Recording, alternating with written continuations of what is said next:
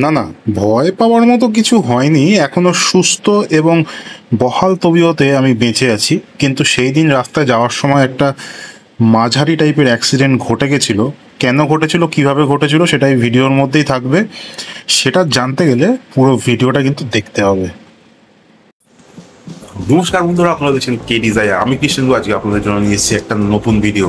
আর আপনারা থাম্বনেল আর টাইটেল দেখে অলরেডি বুঝতেই পারছেন যে আজকে আমাদের ডেস্টিনেশনটা কোথায়। এই ডেস্টিনেশনটা বাঙালির যতই নাকশের কাট না কেন, এই ডেস্টিনেশনটা কিন্তু বাঙালির জীবনে কখনো না কখনো একবার গেছি। তাহলে বেশি কথা না বলে আজকে আমরা তৈরি হব অলরেডি ওই জায়গাটা যাওয়ার জন্য, এবং চলো রাস্তায় গিয়ে তোমাদের সঙ্গে দেখা হচ্ছে।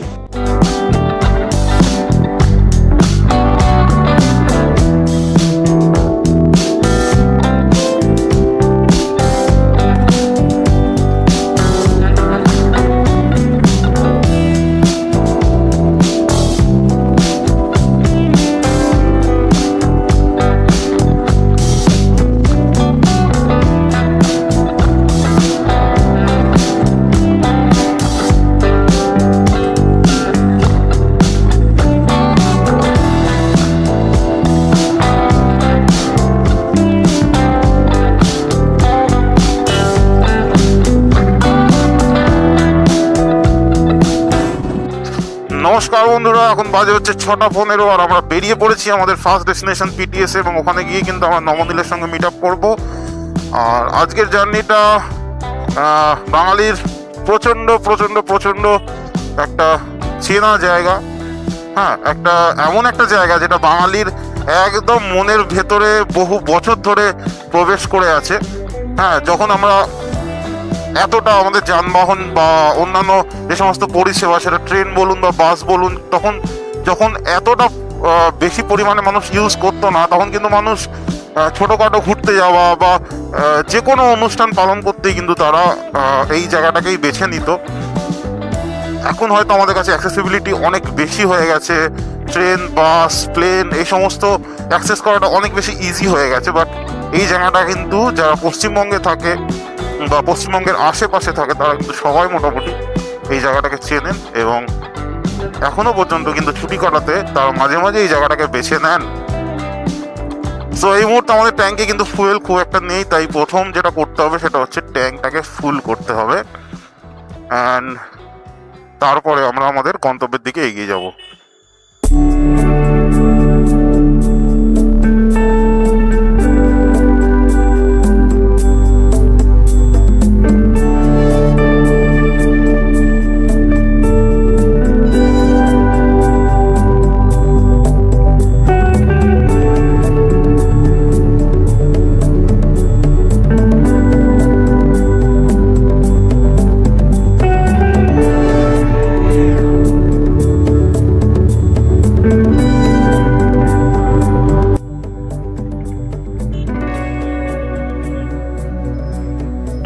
এখানেও লাইন পড়ে গেছে, তাও আবার 6:30।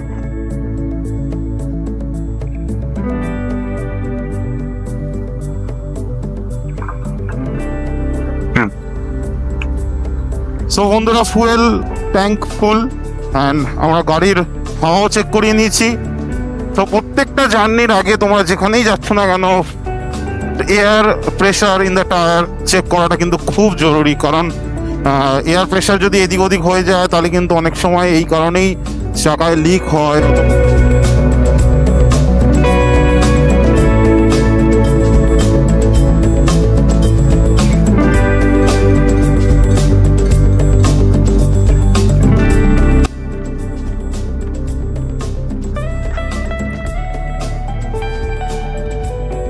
মোটামুটি জ্যাম ভালোই শুরু হয়ে গেছে, দেখতেই পাচ্ছ।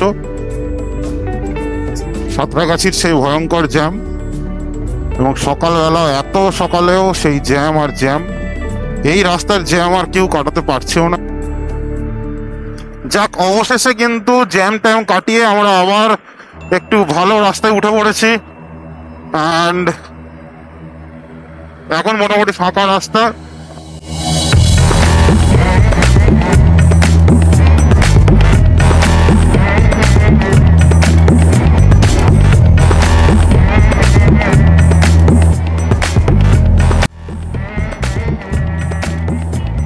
সো আমরা এই মুহূর্তে এসে গেছি আমাদের দিনের second toll plaza. Second toll plaza cross করবো আমরা এই মুহূর্তে।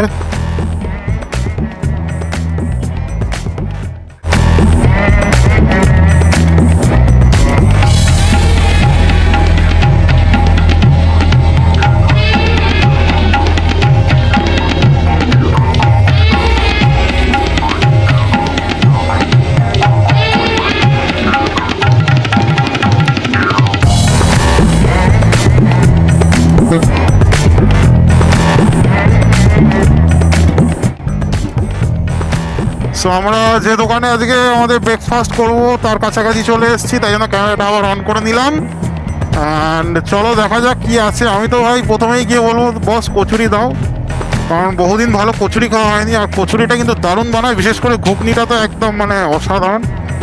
তো চলো দেখি। এটা নয়, এটা নয়, এটা নয়, এটা নয়, এটা নয়। দাদা ডাকলেও যাবো না, যেখানে যাওয়ার সেখানেই যাবো। শুভদীপও নয়। চলো যাওয়া যাক।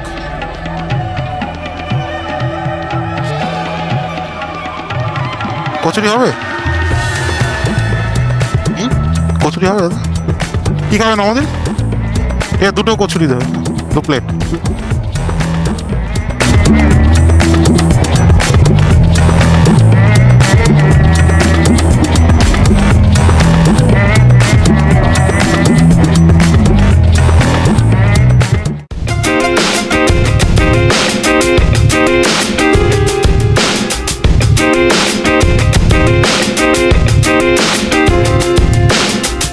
তো এই মুহূর্তে আমরা প্রায় 90 কিলোমিটারের কাছাকাছি চালিয়ে চলে এসেছি হচ্ছে নন্দকুমার মোড়ে, এবং এই নন্দকুমার মোড় থেকে কিন্তু আমাদেরকে ডান দিকে বাঁক নিতে হবে।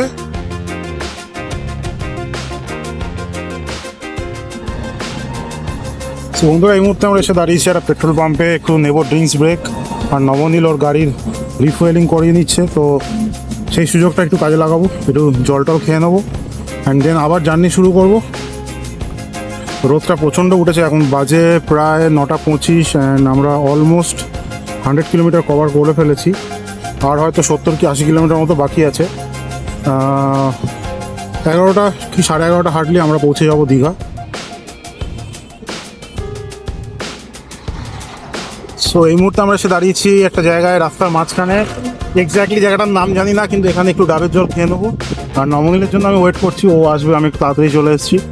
সো এলে একটু ডাবের জল খাবো, একটু রেস্ট নেবো 5 মিনিট, কারণ রোদটা প্রচণ্ড বেশি, তাই খুব বেশিক্ষণ একসঙ্গে টানা গাড়িটা চালানো যাচ্ছে না। সো দ্যাটস ওয়াই একটু dehydration and then again riding. চলো।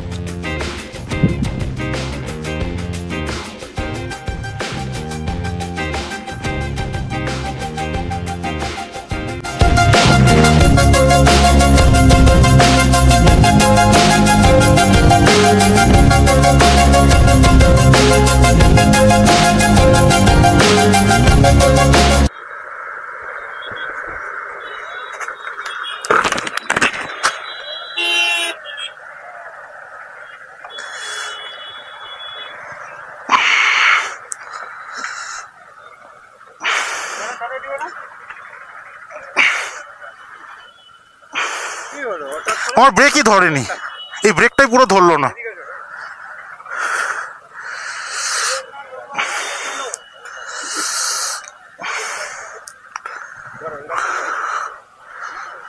আরে ব্রেকটাই ধরলো না, আমার এই ব্রেকটাই ধরলো না, বুঝতে পারছি না।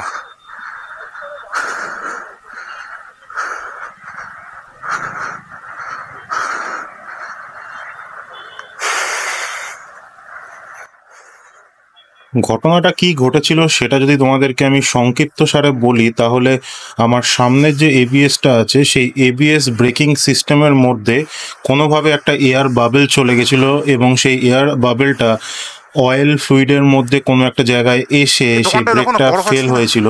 এবং আমি যখন একসঙ্গে দুটো ব্রেক মারি তখন কোনো ব্রেকই কাজ করেনি, এবং আমি বাধ্য হই ওই গাড়িটাকে ধাক্কা মারতে, এবং ওই গাড়িটার সামান্য ক্ষতি হয়, বাম্পারটা নষ্ট হয়। সেই জন্য আমার কাছ থেকে ওরা, সো আমিও সেটা দিই, কারণ এখানে আমারই দোষ বলবো না, এখানে কিছু করার ছিল না, তাই সেই সময় সমস্যাটার সমাধান করি এবং সেখান থেকে বেরিয়ে যাই।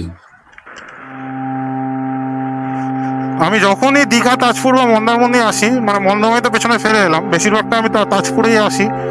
তো এই যে জায়গাটা না, এই যে ছোট সরু রাস্তাটা, দুদিকে গাছ, এই জায়গাটা কিন্তু অসাধারণ লাগে এবং এই জায়গাটার জন্য আলাদাই একটা ব্যাপার আছে। বিশেষ করে এই রাস্তাটা, যারা এই রাস্তাটা চিনতে পারছে অবশ্যই কিন্তু কমেন্ট করে জানাও যে এই রাস্তাটা কোথায়।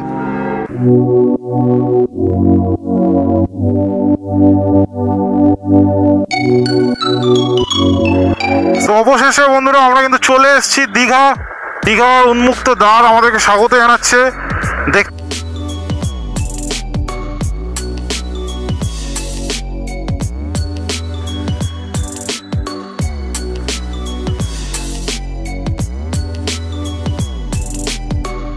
সামনেই মনে হচ্ছে সমুদ্র। ইয়েস, সামনেই সমুদ্র। দেখো এই যে দৃশ্যটা, এই সামনে থেকে যে ফাঁকা দৃশ্যটা দেখা যায় না, যে কোনো সমুদ্র, পুরীতে যাও, দীঘাতে যাও, যেখানেই যাও, এই জিনিসটা আমার বেস্ট লাগে যখন আমি যে জায়গাটায় গিয়ে ডেস্টিনেশনে রিচ করি আর দেখি যে এই সামনে সমুদ্র। তখন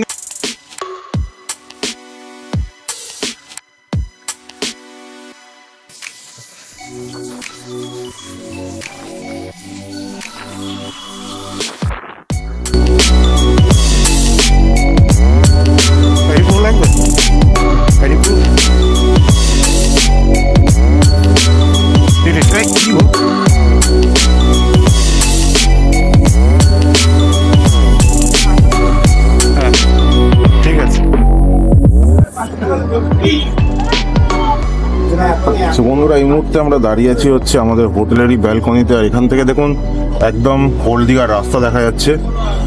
সন্ধ্যা হয়ে গেছে, প্রায় 6টা বাজে, তাই জন্য একটু অন্ধকার লাগছে, বাট ঠিক আছে, চলো আমরা রুমের ভেতরে যাওয়া যাক। রুমের ভেতরে নবনীল আছে, আমাদের রুমটা কিরম সেটাও দেখানো যাক। সেই হচ্ছে আমাদের রুম। হ্যাঁ, একটা সিগন্যাল মানে আপনি পার করে একটা সিগন্যাল পাবেন, সেই সিগন্যালের পরে সিগন্যালটা, ঠিক আছে? তো বন্ধুরা, তোমরা যেটা দেখলে আজকে জার্নিতে প্রচুর ঝামেলা, প্রচুর কিছু উপেক্ষা করে আমরা চলে এসেছি দীঘাতে। সমুদ্রেও গেছিলাম, বাট যেহেতু আমরা দুজনেই সমুদ্রে নামবো, সেই জন্য কোনো ক্যামেরা নিয়ে যেতে পারিনি, তার জন্য কিন্তু সমুদ্রের ভিডিওটা করতে পারিনি। এখন আমরা সমুদ্রের পাড়ে আবার যাবো বিকেলবেলা, সমুদ্রের ভিডিওটা বানাবো। তার আগে তোমাদের রুমটা একটু দেখিয়ে নিই। এটা এসি ডবল ডিলাক্স রুম, যেটা আমরা 261 বুক করেছি। SBI কার্ডের একটা অফার ছিল, সেই কার্ডের অফার দিয়ে, এবং সেই অফারটা আমি তোমাদের ডিসক্রিপশন বক্সে দিয়ে দেবো। তোমরা চাইলে যাদের SBI ক্রেডিট কার্ড আছে তারা কিন্তু অবশ্যই চেক আউট করতে পারো। আর এই রুমের এখানটা দেখতে পাচ্ছ, এটা একটা ডবল সাইজ বেড দেওয়া আছে, এসি আছে এখানে। কিন্তু এই টিভির নিচের কেবিনের মধ্যে একটা ছোট মিনি ফ্রিজও আছে, যেটা দেখতে পাচ্ছ তোমরা।